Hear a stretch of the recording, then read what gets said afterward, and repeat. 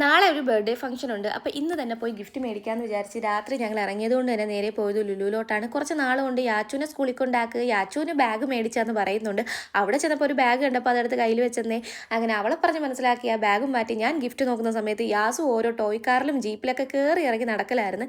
ഇക്കാണെങ്കിൽ അവളുടെ പിറകെ ഓട്ടോ ആയിരുന്നേ. അതിൻ്റെ ഇടയിൽ എവിടെന്നോ യാസു ഒരു തൊട്ടിൽ കണ്ട് യാസുവിനെ അതിൽ കയറ്റി കിടത്തി ഉറക്കുന്നായി. അങ്ങനെ അവളെ അതിൽ നിന്നും പറഞ്ഞ് മാറ്റി ഞാൻ നല്ല ക്യൂട്ടായിട്ടുള്ള ഡ്രസ്സ് കണ്ട് ഇടയ്ക്കെപ്പോഴോ എൻ്റെ ഒരു കോൺസെൻട്രേഷൻ മാറി. മറ്റേ പെണ്ണുങ്ങളുടെ തനി സ്വഭാവം ഉണ്ടല്ലോ, കമ്മല് മാള മാല മുത്ത് സ്ലൈഡ് കണ്ടപ്പോൾ ഞാൻ അതിലോട്ടായി പോയി ഗായ്സ്. അങ്ങനെ 2 കമ്മലൊക്കെ മേടിച്ച് ഞങ്ങൾ ഗിഫ്റ്റ് മേടിച്ചിട്ടില്ലായിരുന്നു. അവിടെ നിന്ന് നേരെ വന്നപ്പോൾ ഈ ഒരു മരം കണ്ടപ്പോൾ യാസ് നല്ല കരച്ചിലായിരുന്നേ. പിന്നെ മുകളിൽ പോയി ഒരു ചായയും കുടിച്ച് നേരെ ഹൈപ്പറിൽ വന്നപ്പോൾ എനിക്ക് ട്രോള് തള്ളാൻ ആരെ ഹെൽപ്പും വേണ്ട. എന്നെ അതിൽ തൊടാൻ സമ്മതിച്ചിട്ടില്ല. യാസു ഇതിന് ഉരുട്ടി നടപ്പിലായിരുന്നു.